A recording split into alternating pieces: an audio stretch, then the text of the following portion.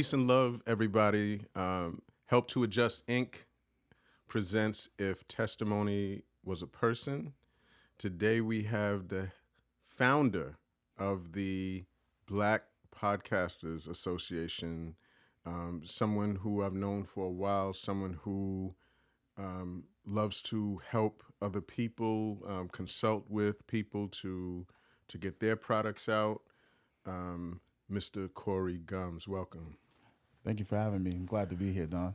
You are very welcome. And so it seems like there's a prejudice towards Queens. A lot of our guests have hailed from Queens. You hail from Springfield Gardens, and really you came up during a time when everything was different than it is now, especially in terms of social media. In your heyday, I presume it was MySpace, and then you and I and people, you're a bit younger than me, but people in our age group saw Facebook come in and then saw the beginning of Instagram and everything as it evolved. But primarily, I would like to know, just a little bit about where you came up in high school, what you did right after high school. All right. Of course, it's gonna be Queens. Queens gets the money. It's the place where stars are born. So there's a lot of truth to that. But so I, you want me to start from high school, or you want me to go a little further? Right after high school. Okay, right after high school. So when I graduated from Benjamin Cardozo and also Queens Outreach, because wasn't the best student. Was cutting class, playing spades, typical high school student stuff. And I went to an alternative high school, Queens. Now it's called Queens Academy, but Queens Outreach. And I think that's when I finally got my act together and got out of school. And then from there, I went straight to college. I was chasing my dream. I had a rap group. Was trying to get into hip hop. Um, Wanted to be a producer, recording engineer. So I went to Five Towns College, and wasn't really ready for that transition. Was struggling with just going to school every day and going to class and doing what you're supposed to do, and then you go into an environment where now everybody expects you to be an adult, and there's nobody on top of you. There's no accountability. It's like, well, you show up for class, you show up for class. Your professors don't care, or I'm not gonna say they don't care. They're just not gonna give you that extra effort maybe your teacher did in high school. Five Towns College, by the way, I remember that they had a heavy advertising campaign, and a lot of folks, who were out of high school around the time of the mid to late '90s became interested in audio recording because that was the golden era of hip hop, and so you actually ended up at Five Towns College, and I could imagine not being quite ready for the learning and the academics that come with getting through the coursework. Yeah, I mean, it was a huge adjustment because at the time, of course now it's different in that area from what I hear. I haven't been there in a long time, but like now they have dorms. They didn't have dorms, so it was a daily commute.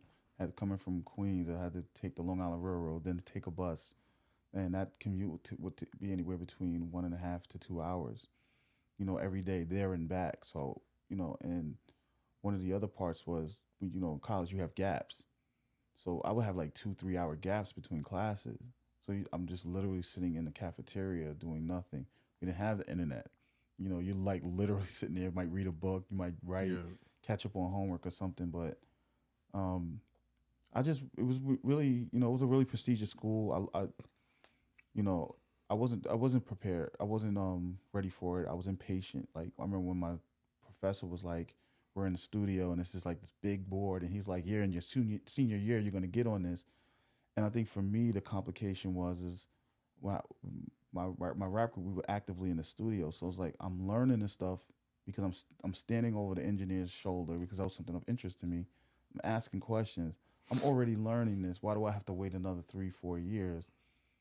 to get to that point when I'm already kind of learning and doing and picking up things already. So Yeah. it was like that young youthful impatience, and you're chasing your dream. And that's why I tell people I wasn't ready for that. It was Yeah. no knock on them or anything that they did. It was me realizing that I wasn't prepared, and I should have waited until I was ready for that environment. That's probably good words of advice. Although you're not advising other people when you talk about this, it's probably instructive. Let's say Mm-hmm. for young people or anyone who is going into something, to make sure that you are focused and ready when you go into it, so that you can get something out of it, especially because you are paying money for it when it regards college. So after you end up no longer pursuing the career at Five Towns, then what do you do? um, well, I failed out. They kicked me out. I missed. It was also weather related because of the long commute and stuff. And we had a lot of bad snowstorms that year, and I just missed too many classes, so they kicked. Listen, I was trying to give you the Yeah, no, polite route out. look, look, I'm always truthful about the story because there's always a Hmm. lesson to be learned. Absolutely. And just go back real quick. I gave my son that advice when he Mm. struggled in high school, and I told him, I said, listen, this is what I did. Take a year off, figure out what you want to do, go get a job, do something, and then when you turn, because he was like 18, he was like 18, 19. I was like, when he hit 20, I was like, okay, you had a whole year. Now you need to figure out what you're gonna do. And I gave him his space, and I even told his mom, like, give him his space, let him figure things out for himself, because he wasn't ready for college. So, but fast forward to when I failed out. So, when I failed out of Five Towns, Queensborough College had a small program for recording engineering that I got accepted into. And again, the maturity part, wasn't ready for it.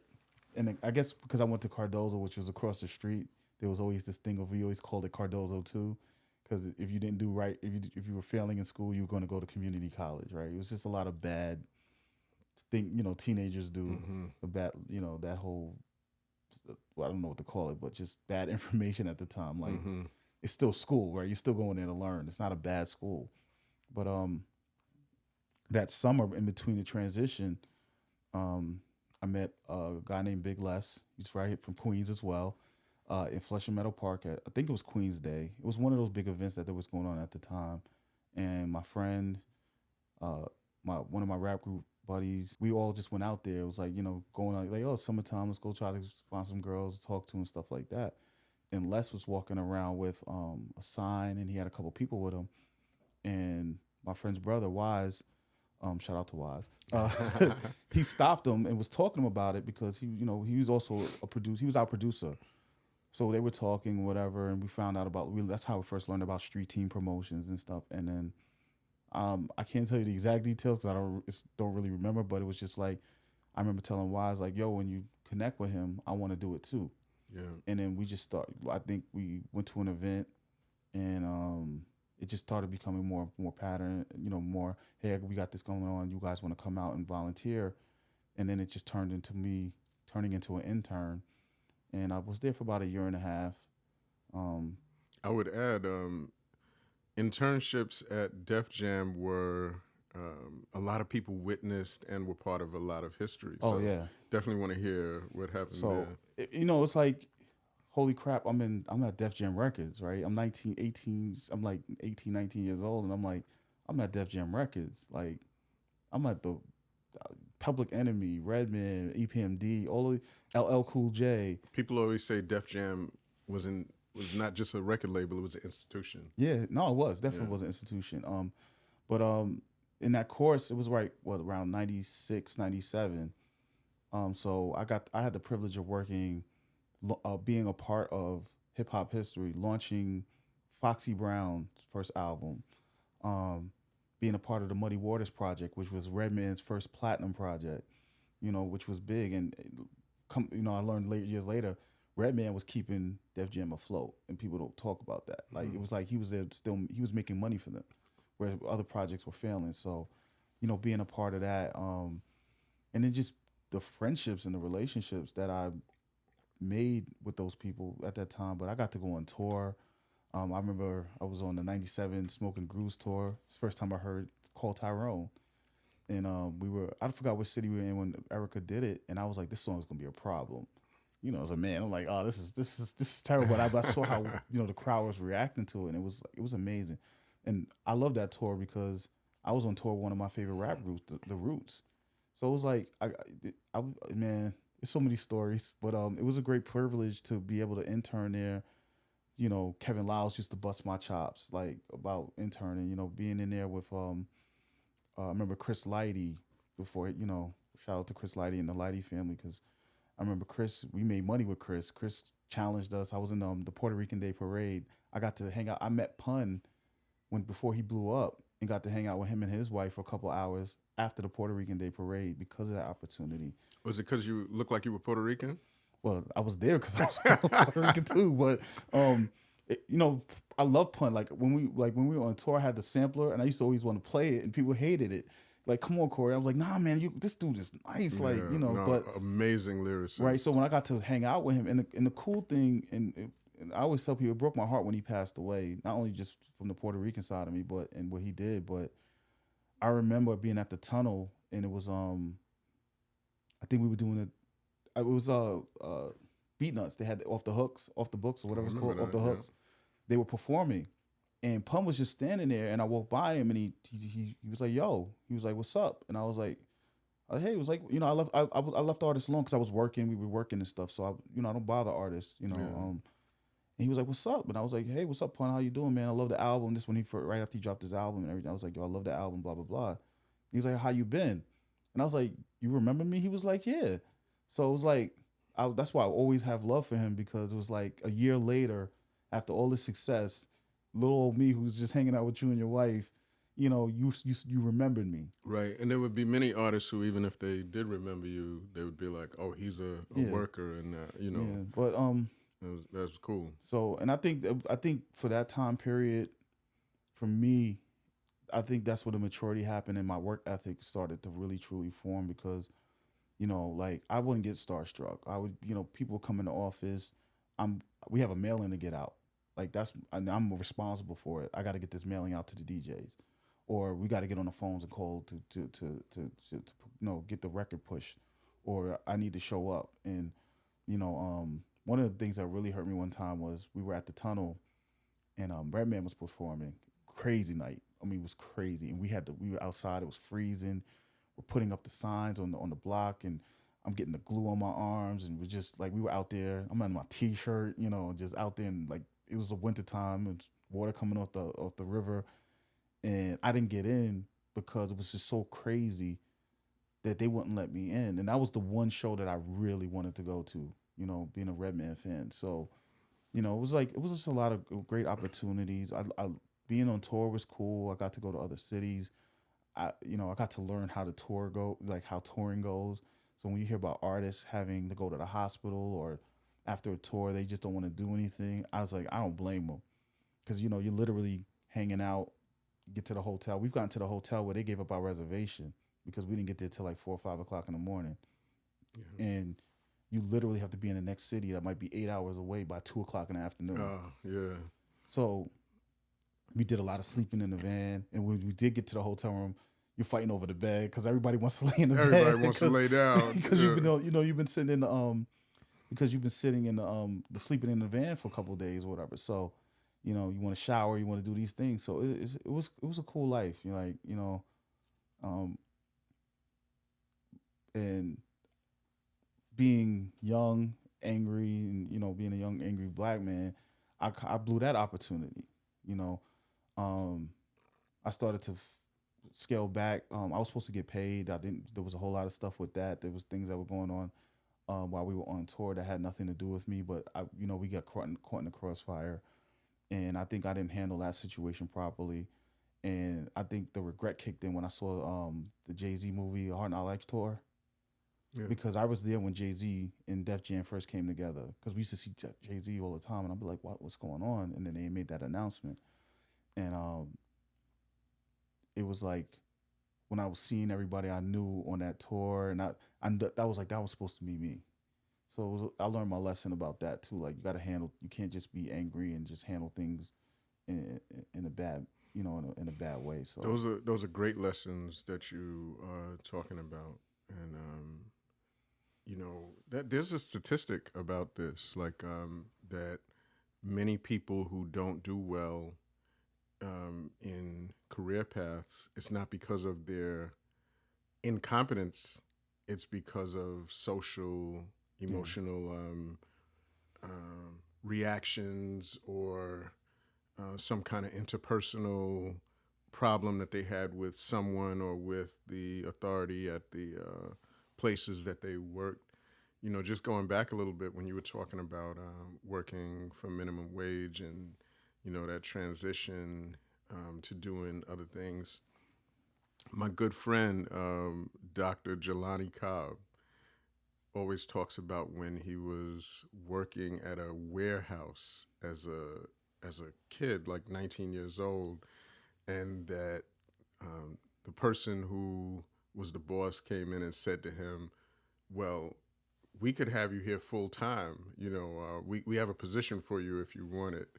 And it was hilarious because he said, "I took that as a threat and went to school and concentrated more, so I could make sure I graduated." It's like whatever you're doing, you have to focus on it, and school is one of those things that I think has lost popularity with a lot of people yeah, now, but we still need we still need our young people to do things um, that are academic related, where you can lead something that will help a bunch of people that maybe you are representing. All right, so those are good stories and good lessons. So then after Def Jam, I want you to come to the piece where you are in this seminal social media world, yeah. where you kind of like you were into music and you actually wanted to advocate for people who possibly could get um, the short end of the stick in the music industry. Yeah. The famous line from Tribe Called Quest, industry rule Well, number 4080, record company people are shady. record company people are shady. So Yeah. tell us about what you got into Which there. is so, you know, I had anger issues. I guess social issues. One of the bad sides of working in the industry is you pick up bad habits, and mine was liquor. Um, and when I was younger, I would drink. I partied hard. It wasn't me like just drinking every day. It was just when I partied hard. Mm-hmm. And I guess that started having an effect. For me, it started becoming just doing odds and end jobs until I figured out I wanted to do music. My dream in the music industry kind of faded away, and I stopped writing because of it. I started seeing the ugly side of the business. You have a vision of what you think it is, and then when you get into the business and you see how it operates, it can be a little deflating, discouraging, and without having proper guidance or somebody in my life that to sit down and be like, help me work through those things, Yeah. I just responded. And so it just started becoming me doing odds and end jobs, trying to figure out what I want to do with myself. And I got an opportunity to at a job working at an internet cafe out in Long Island in Elmont, and working that job, was cool. I think that's how I got more into the internet side of things, because it was what their late '90s, early 2000s. Everybody was on AOL, and then everybody was using Napster. The Napster lawsuit happens with the music industry. If somebody has a AOL or a Hotmail account, by the way, I'm like, I know where you were. Where you were when you started that account. It's funny. I still have my AOL account. I think AOL needs to send me like a 30 year a 30 year award or something because I still have it. I don't use it as much, but as I was working in the internet cafe, I started learning more about the internet, and there wasn't a lot of traffic, so I would just be I'd be on the net a lot and watching the business news. and I was paying very close attention to the Napster lawsuit because the music industry was trying to stop people from downloading illegal music. What they were really trying to do is figure out how to position themselves in that space and to get control of it. And the music side of me, just from my experience, I was like, you know what? I want to start a website called don'tgetjerked.com, and the whole goal of it was to teach people. Don'tgetjerked.com. Yeah. Okay. Right. Was to teach people about the music industry. So it was supposed to be like a blog, and I was trying to get different people from the industry, like lawyers and managers, to come in and write like pieces on really about educating people. Because my friends and I, we signed a bad deal. We had another guy who wanted to produce us, and I think we had enough street knowledge and wherewithal to know, like, okay, this sounds great, but where's the money coming from? Who's behind this project? Who's, because and I think we dodged some bullets because of that. You hear about like, some of the stories in hip hop now, like from that era of who the big names were like behind the scenes and where those people wound up now and how it caught up to them. It's like, yeah, you had some experience under your belt. I'm kind of glad we dodged those bullets because it's like, well, who you? Oh, you rolling with this person? I don't know. Oh, you rolling with them? I don't know. Like, people literally had record deals where they walked away with a VCR, a car, and $10,000, and in the industry, the record label made millions off of them. Mm-hmm. Yeah. And it was still drug money being a lot of these labels. People were laundering their drug money through it. So it was like we were always smart. We like my house was the dungeon, so it became like we would do all of our practicing. We would know how we're going to do our songs because we didn't have a lot of money in studio. Even at $30 an hour was still a lot of money. Yeah. So when we went to the studio, we would get like 2-3 songs done in like 6 hours because we already knew how we were going to do it. We knew our ad-libs. We knew who was going to do what. We had the hooks. We weren't, the longest part of the process was getting the beat made. So we were always prepared, and we always looked at it like when we get our money, we don't want to put ourselves in debt. We have to be efficient with our money. So that's how kind of when we were looking at people were coming to us about certain things, we were looking at it like, okay, where's this money coming from? What's the percentages? And I think that's us being privileged of having like families who were really big on education. But long story short, I was watching the Napster thing, decided to create don'tgetjerked.com. I was making $8 an hour. And at the time, I was taking that money and I found me a web developer, which at the time was way more expensive than now. And he was cool. He was teaching me things. And I had stumbled onto what I remember being called podcast. So I don't know where like all the other stuff, if you hear about what podcast came from. But I found a player on the internet and I was like, what is this? And I started looking up stuff where you had to get the RSS feed from people's websites and you put it into this player and it would download and you could listen to the conversations or whatever it is they were doing. And it clicked with me and I was like, part of the goal of don'tgetjerked.com was to remove the artists from the industry and make them independent by utilizing what this thing at the time the internet was starting to develop. So people wouldn't have to go to a record company and say, can you put my stuff out and pay me in advance? And you're basically taking control of your time, your stuff, and you're doing product. And the idea was they were supposed to get a page. They were supposed to have music on it, like with MySpace. Right. When MySpace rolled that out, I was like, and then you're supposed to have a page where your fans could follow you. They can communicate. You have a comment section. You could sell your music. They can download it directly. You would have a little radio station. Like I remember Live 365 had come out that time. So you can have a radio station of just playing all your music. And we were going to have it where you can download it into your Internet Explorer. So you just click the button and it plays while you're doing other things. And then I was like the podcast. So he was the developer was going to make my own player that you could download.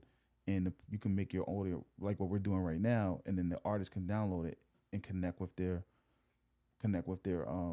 listener. Yeah. And the goal really was to get you away, like show you like this internet thing. You don't need to go to a record label anymore. Like you produce your stuff, you control it. And wow, that was revolutionary. And I guess it comes back to who was able to monetize it and make it into a corporate giant thing first. Yeah. But that was on your mind. Well, of course, definitely if you can get to market first. Right. But see, being young black,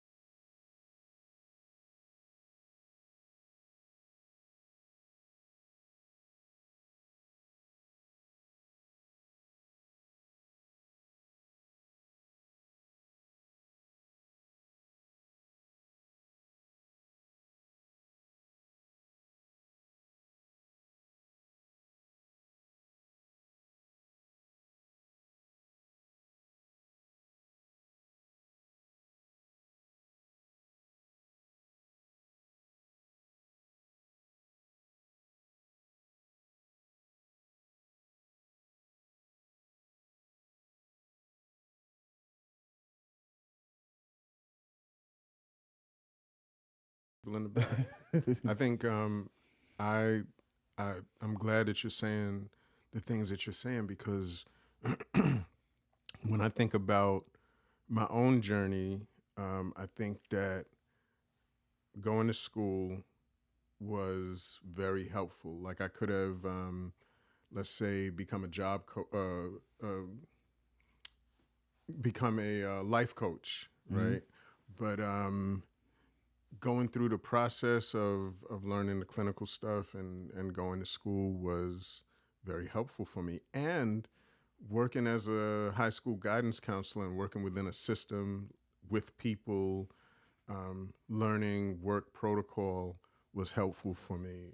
So the many people in this generation who are going to do great things because they're capable. It's just important that you learn that professional Yeah. side. So I wanna give you kudos for being ahead of your time, kind of revolutionary at the time, thinking about how people could monetize their music instead of being under the thumb of record companies. And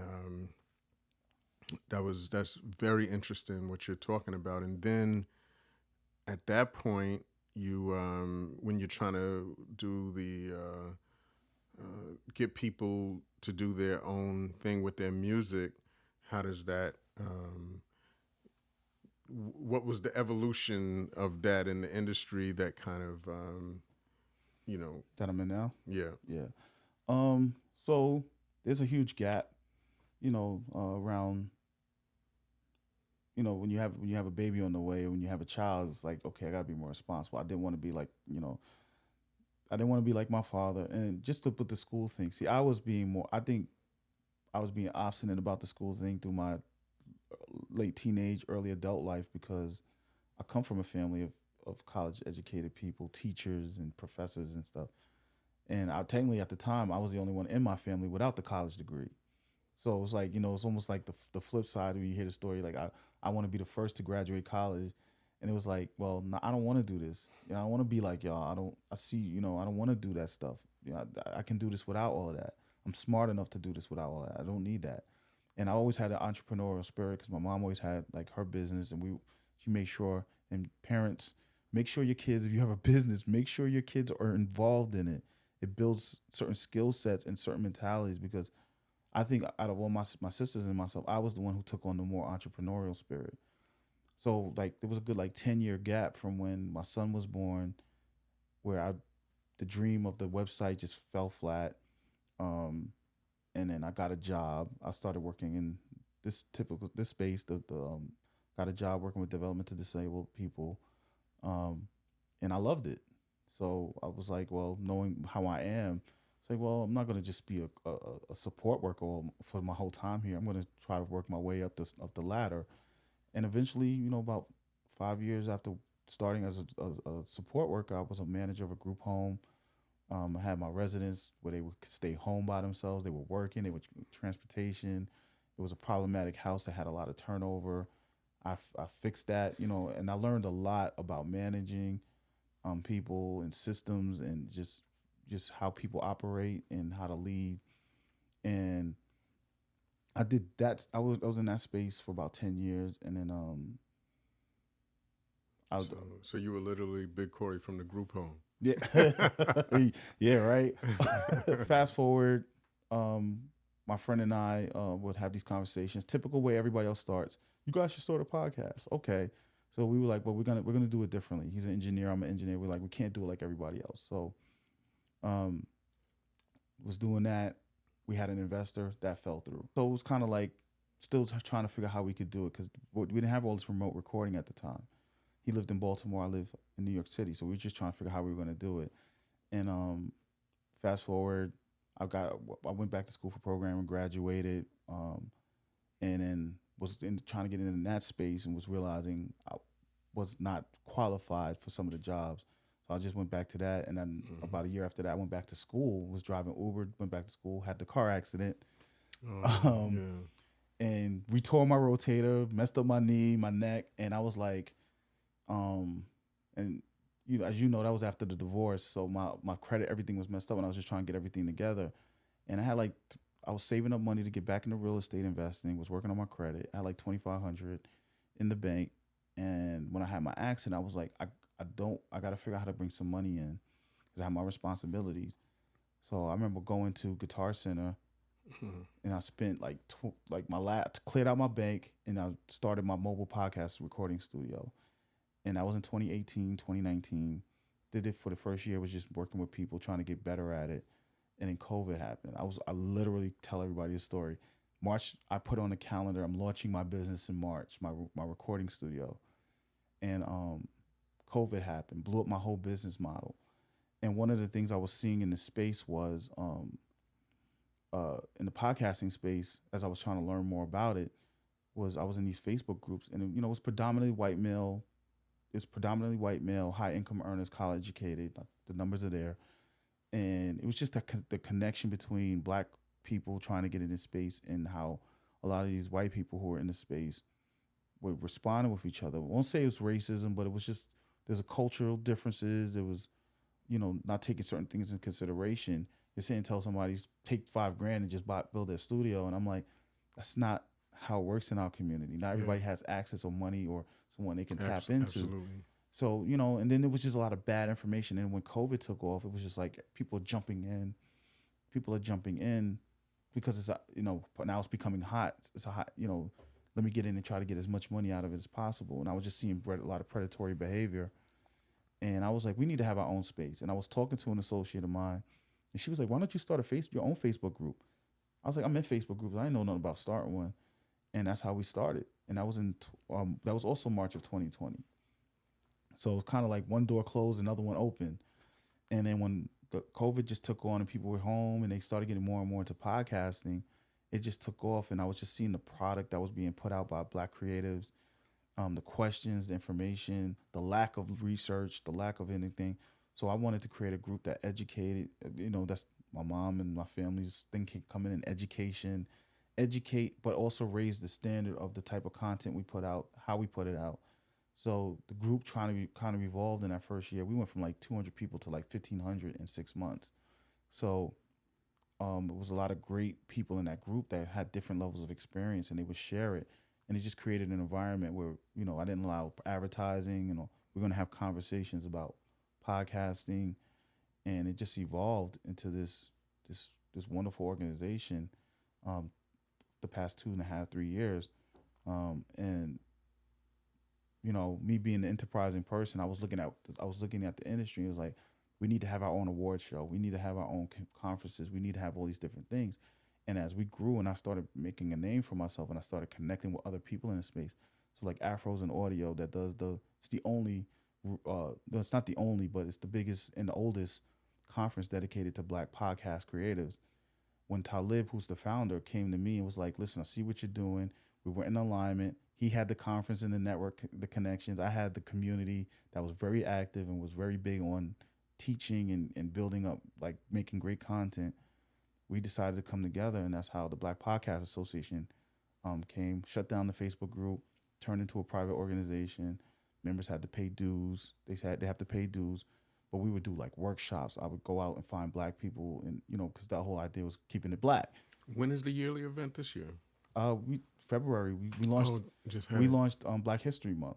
Okay. Excellent. So when Talib came to me, it was December. He came to me in November. We worked out everything. We made the announcement in December, and we rushed it. I'm not gonna lie. We probably should have taken a little bit more time to promote, get it out there, work things out. But we launched. We soft launched that January, and I was like, well, February's coming up. It'll be a perfect opportunity. Black Podcast Association for Black History Month. So we just had our 1 year anniversary this year. But it's been a great thing, and it's just so many things that came out of it. It's not just the education part, but the friendships and the relationships that you see form inside of the community.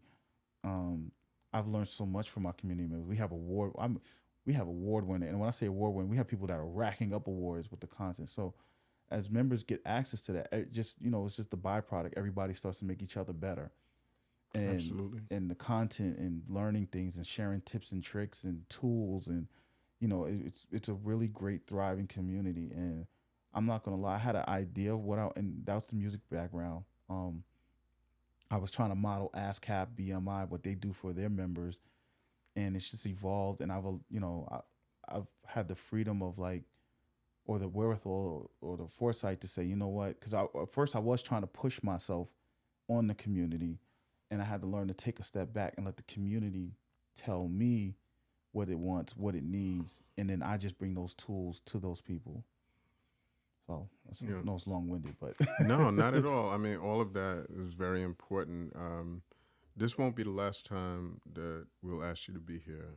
Oh yeah, definitely. It was a pleasure talking with you. Like, subscribe, hit that notification button to stay in touch with our content at Help to Adjust Inc. If testimony was a person. Corey, if people would like to contact you by way of social media, website, or all of the above, give them your handles. So if you want to become a member or learn more about podcasting, you can go to blackpodcastersassociation.com. Because our name is so long, the handles on different social media platforms varies. But we're on Instagram. I'm on Instagram, Twitter, Facebook, TikTok. As your name. As the Black Podcast Association. Okay.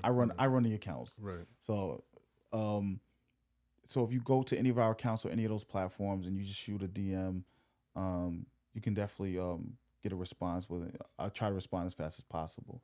You can also, if you need to, email me at hello@blackpodcastersassociation.com. And or you can also check out our newsletter, blackpodnews.com. Blackpodnews.com. Excellent. Thank you again, my friend. Thank you for having me.